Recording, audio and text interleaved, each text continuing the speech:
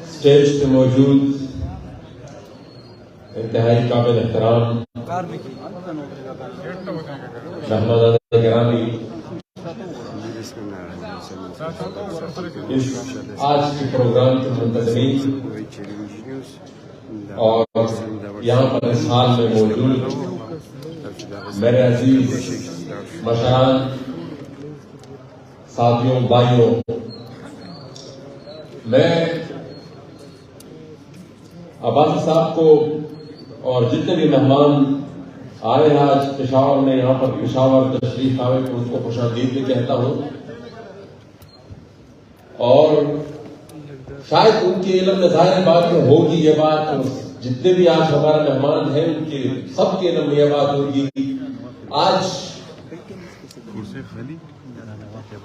جس ہال میں یہ تمام ہمارے مہمان موجود ہیں، اس کے آس پاس شاید ہی کوئی ایسا علاقہ ہو، شاید ہی کوئی ایسا اسپاٹ ہو جہاں پر کوئی نہ کوئی کسی نہ کسی طریقے سے انسانی خون نہ ہو، اور وہ ہمارے پشتو کے ایک عظیم شاعر شاہ صابر صاحب اسی سلسلے میں ان کا ایک شعر ہے کہ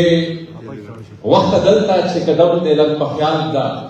تک خاورے کانی بڑی شہیدان دی۔ یہاں پر اس پشاور میں مینا بازار کا واقعہ ہوا، پشاور میں اے پی ایس کا واقعہ ہوا، اور پشاور میں جیسا کہ میں نے فرمایا کہ یہاں پر ہر گلی کوچے میں، یہاں کے ہر بازار میں، یہاں کے ہر چوک پہ کوئی نہ کوئی ایسا واقعہ ہوا ہے دہشت گردی کا، اور وہ دہشت گردی ہماری پاکستانی جرنیلوں کی جنگی پالیسیز کا نتیجہ ہے۔ یہاں پر بات مسلسل ہو رہی ہے، بد امنی کی بات بھی ہو رہی ہے، اور یہ جو نئی لہر اور یہ جو نئی جنگ یہاں پر اس مٹی پر مسلط کی گئی ہے اس کی بھی بات ہو رہی ہے، لیکن ان سب حالات کا آغاز پاکستان کی اس افغان پالیسی سے ہوا ہے جو پچھلے تقریباً 40-45 سال سے ہمارے جرنیل مسلسل اسی پالیسی پر عمل کر رہا ہے۔ کہنے کو تو وہ کہہ دیتے ہیں کہ یہ آج سے 20 سال پہلے، یا آج سے 25 سال پہلے، یا 30 سال پہلے، یا 40 سال پہلے فلاں کے دور حکومت میں ضیاء الحق کے ماشاءاللہ میں یہ پالیسی بنی تھی، اور اس پالیسی کا خمیازہ ہم بھگت رہے ہیں، اور اس کا نتیجہ ہے کہ یہاں پر پورا پختونخوا وطن اور پورا یہ بیلٹ اور افغانستان یہ دہشت گردی کا مرکز بنا ہے۔ لیکن حقیقت یہ ہے کہ ہم ابھی بھی اسی پالیسی پر عمل کر رہے ہیں، اور المیہ اس سے بڑا یہ ہے کہ جرنیلوں کی جو پالیسی تھی وہ تو اپنی جگہ تھی، لیکن ملا کر ہماری پاکستان کی اپنی سیاسی قیادت سے بھی ہے کہ جتنی بھی ہماری مین اسٹریم پولیٹیکل پارٹیز ہیں، چاہے وہ پی ایم ایل این ہے، چاہے وہ پاکستان تحریک انصاف ہے، چاہے وہ پاکستان پیپلز پارٹی ہے، چاہے وہ جمعیت علماء، جتنے بھی پاکستان کی بڑی مین اسٹریم سیاسی پارٹیاں ہیں، وہ اس پوری ریجن میں افغان پالیسی کے حوالے سے ان کا نقطہ نظر ایک ہے، ان کا نقطہ نظر ایک ہے۔ آج بھی اتنی تباہی اور بربادی کے باوجود بھی ہم اسی پالیسی پر عمل کر رہے ہیں۔ اب سے چند دن پہلے آپ موجود ہے، ایک وفاقی وزیر صاحب، یہ ملن سے ان کا تعلق تھا، انہوں نے بھی افغانستان میں طالبان کی فتح کو سیلیبریٹ کیا۔ پاکستان پیپلز پارٹی کے سربراہ انہوں نے بھی اپنے ایک اسٹیٹمنٹ پہ یہ بات کی کہ افغانستان، افغان طالبان ایک حقیقت ہے اور پاکستانی طالبان ایک فتنہ ہے، اور پاکستان تحریک انصاف کے جو سربراہ تھے، وزیر اعظم تھے، وہ تو خیر کئی قدم آگے نکل گئے، اور وہاں پر افغانستان میں طالبان کا جو ٹیک اوور تھا ان کو اس نے اس بات سے تشویش دی کہ افغان عوام نے غلامی کی زنجیریں توڑ دی ہیں۔ تو جناب اگر وہ غلامی کی زنجیریں توڑتے ہیں تو پھر یہاں پر یہ جو مفتی اور ولی جو کچھ کر رہا ہے اس کو پھر آپ کس نظر سے دیکھتے ہیں اور کس حیثیت سے، کس اخلاقی جواز کے تحت پھر آپ اس چیز کا مقابلہ کرتے ہیں اور اس کی پھر آپ مذمت کرتے ہیں؟ اور یہی میں پاکستان کی ساری سیاسی قیادت سے پوچھتا ہوں کہ اگر وہاں وہ چیز اس کو آپ کبھی بھی جسٹیفائی کر رہے ہیں تو میرے خیال میں آپ وہ اخلاقی جواز ہی پہنچ جاتے ہیں کہ پھر جہاں پر جو لوگ دہشت گردی کر رہے ہیں اور جو بدامنی پھیلا رہے ہیں پھر آپ اس کی مذمت کر رہے ہیں. اور اس چیز کو اگر ہم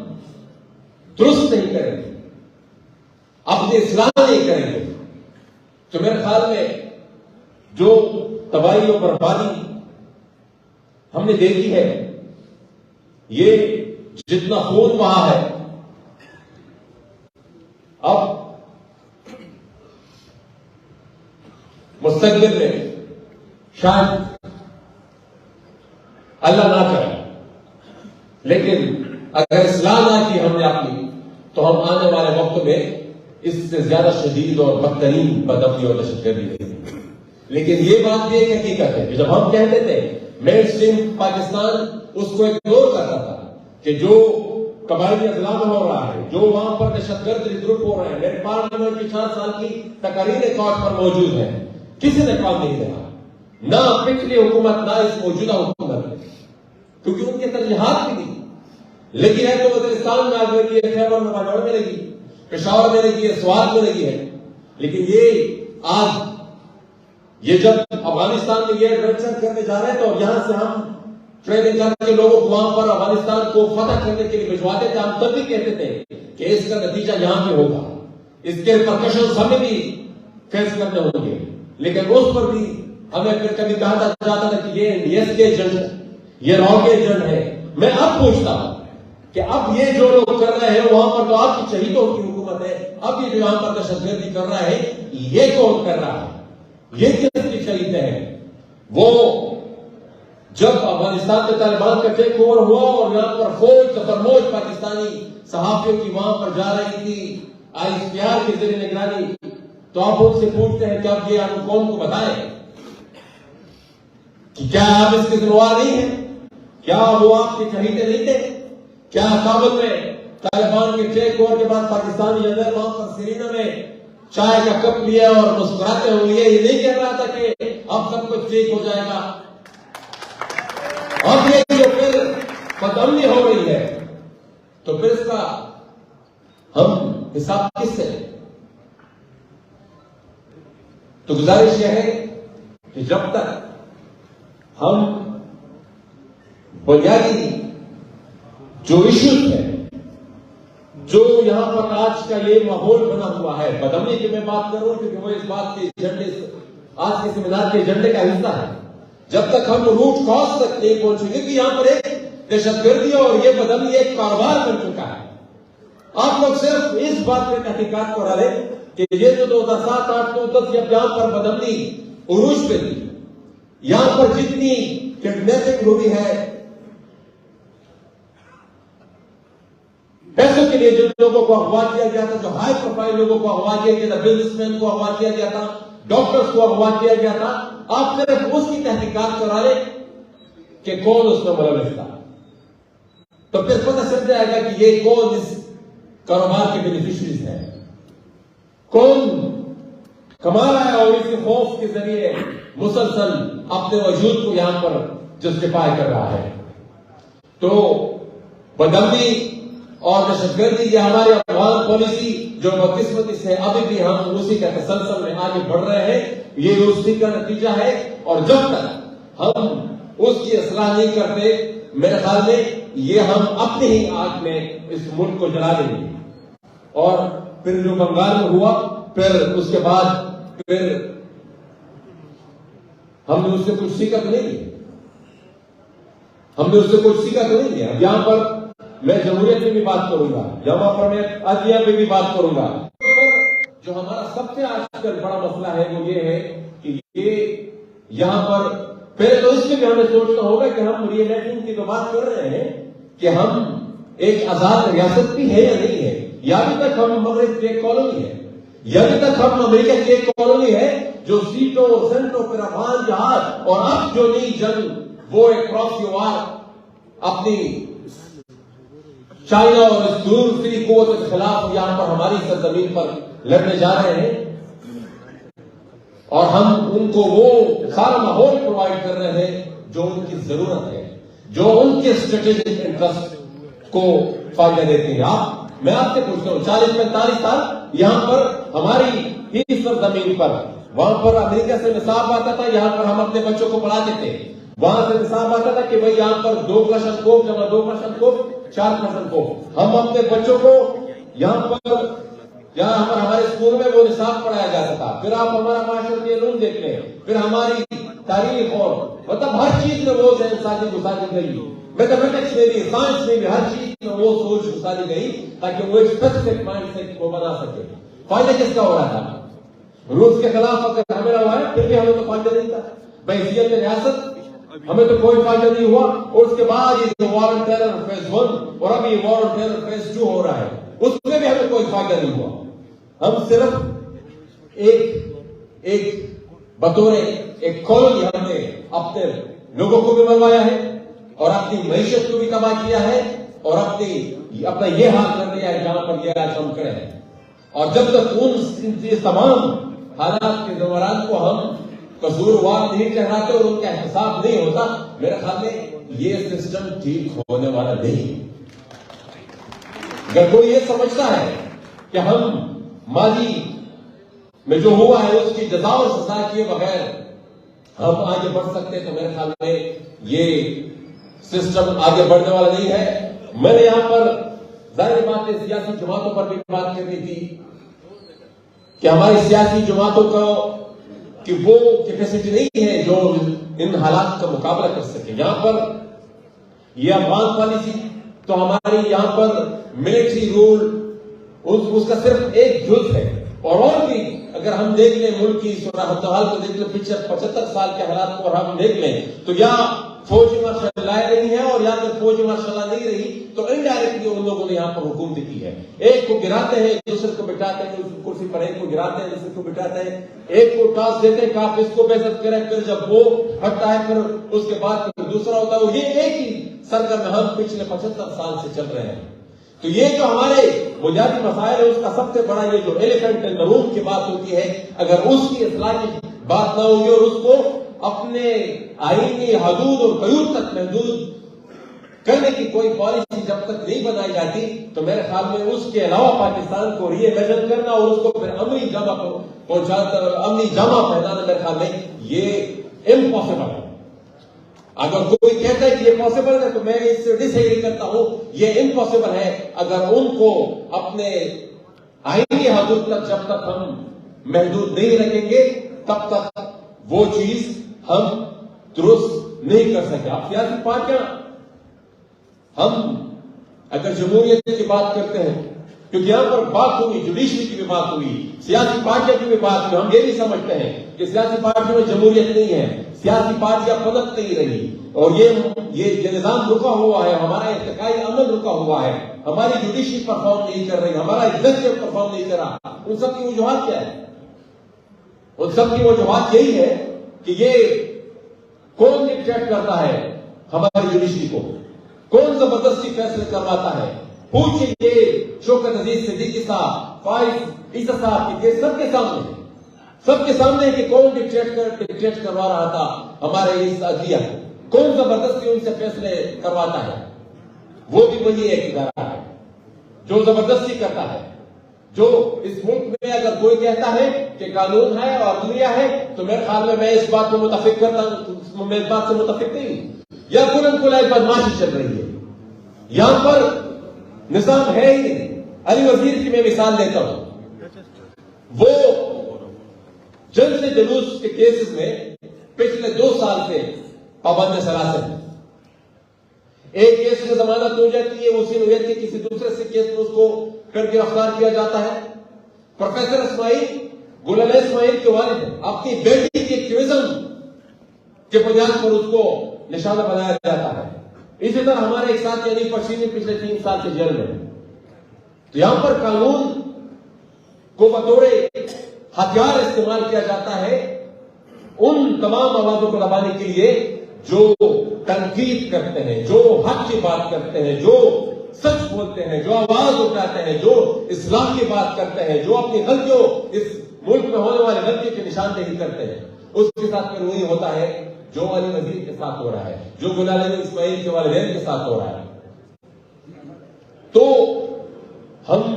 اگر اصلاح کی بات کرتے ہیں اور اس پورے سسٹم کو ٹھیک کرنے کی بات کرتے ہیں تو یہ ہمیں ایک کلیئرٹی سے یہ اس آبجیکٹو کے ساتھ آگے بڑھنا ہوگا۔ ہم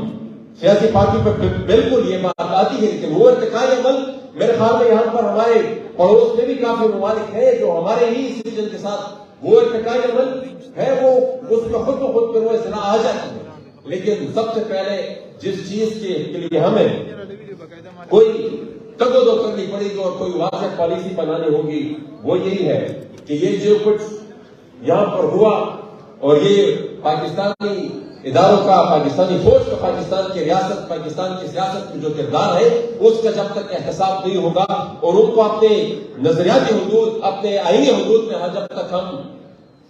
محدود نہیں کریں گے تب تک میرے خیال میں یہ نہ پاکستان ری ایمیجن ہو سکتا ہے، نہ ہماری بہتری آ سکتی ہے، نہ ہماری معیشت بہتر ہو سکتی ہے، نہ ہماری لا اینڈ آرڈر بہتر ہو سکتی ہے۔ میں یہاں پر ریسورسز پہ بات کرتا ہوں، اسی کے ساتھ پھر میں اپنی بات ختم کرتا ہوں۔ یہاں پر میں نے جب سیاست شروع کی بطور ایک پولیٹیکل ورکر، ایک اسٹوڈنٹ فیڈریشن کی پلیٹ فارم سے، تو وہ ہم اسی مدعا کے ساتھ سیاست کرتے تھے کہ ہمیں اپنا یہ حق دو، ہمیں بجلی کا حق دو، ہمیں اپنی رائلٹی دو، ہمیں یہ چیز دو، ہمیں یہ چیز دو، کلاباغ ڈیم کو بند کرو، ہمیں حقوق دو، آئینی حقوق دو۔ اس کے بعد پھر آخرکار اتنی لمبی جدوجہد کے بعد پھر جب 18 ترمیم میں پاکستان کی تمام قومیتوں کے جو سیاسی لیڈران تو واپس میں بیٹھ گئے اور کچھ حد تک اس مسئلے کو ایڈریس کر بھی دیا، پھر کیا ہوا؟ پاکستانی جرنیل وہ اس کو ماننے سے قاصر ہے۔ یہاں پر بجلی کی بات ہوئی، یہاں پر گیس کی بھی بات ہوئی، ملک صاحب نے بات کی کہ آرٹیکل 158 وہ بڑا واضح وضاحت کے ساتھ یہ بات کرتا ہے کہ جس صوبے کی پروڈکشن ہوگی اسی کو سب سے پہلے ملے گی۔ یہاں پر آپ دیکھ رہے ہیں گیس کی لوڈ شیڈنگ ہوتی ہے، یہاں پر سی این جی اسٹیشن کی لوڈ شیڈنگ ہوتی ہے۔ میری جو اپنی پروڈکشن ہے وہ میرے اپنے استعمال سے کافی زیادہ ہے، اور پھر اس کے بعد معیشت کی جب بات ہوتی ہے تو یونین ڈی پی کی ایک رپورٹ ہے 2017-18 کی، اس میں انہوں نے کہا ہے کہ جو پاکستانی ایلیٹ کو جو سبسڈی ملتی ہے وہ کھربوں میں ہے، اور اس سبسڈی میں سب سے بڑا شیئر بھی پاکستانی فوج ہے، جو کہ 50 کے قریب یہاں پر کارپوریٹ، پاکستان کا سب سے بڑا کارپوریٹ امپائر ہوئی ہے۔ تو اس کون سی دنیا میں فوجی کاروبار ہے اور جہاں پھر کرتی ہے اس کی پھر حالات تبدیلی ہوتی ہے جو ہماری بات ہے۔ تو وہ اصلاح بھی میرے خیال میں جب تک یہاں پر ہوائی جہاز FWO NLC یہ آپ کو مائی پیٹرولیم XYZ یہ ساری چیزیں یہاں پر لوکل جو اسی فیلڈ کے اور انڈسٹریز ہیں اس کا راستہ روکا ہوا ہے، اور وہ آؤٹ آف دا وے وہ ان کو سب کچھ الاٹ ہوتا ہے اور اس کی پروٹیکشن بدقسمتی سے پاکستان کے اختیار بھی کرتی ہے۔ اور جو اتصال ہو رہا ہے اس میں کافی لمبی ڈیبیٹ ہے، لیکن میں اس ساری بحث کو اس ایک پوائنٹ کے ساتھ سمیٹوں گا کہ جب تک ٹروتھ اینڈ ریکنسیلیشن نہیں ہوگی تب تک پاکستان آگے نہیں بڑھ سکتا۔ ماضی میں جن لوگوں نے غلطیاں کی ہیں اس کو ریکارڈ پر ضرور لانا ہے، اس کا احتساب ضرور ہونا ہے، اگر احتساب نہ بھی ہو لیکن اس کو ریکارڈ پر حصہ ضرور ہونا ہوگا، ادروائز اصلاح کے لیے ہم صرف سیمینارز کرتے رہیں گے، جلسے اور جلوس کرتے رہیں گے، اور رفتہ رفتہ عوام کا ہمارے اوپر سے اعتماد بھی اٹھ رہا ہے، کیونکہ جتنی لمیٹڈ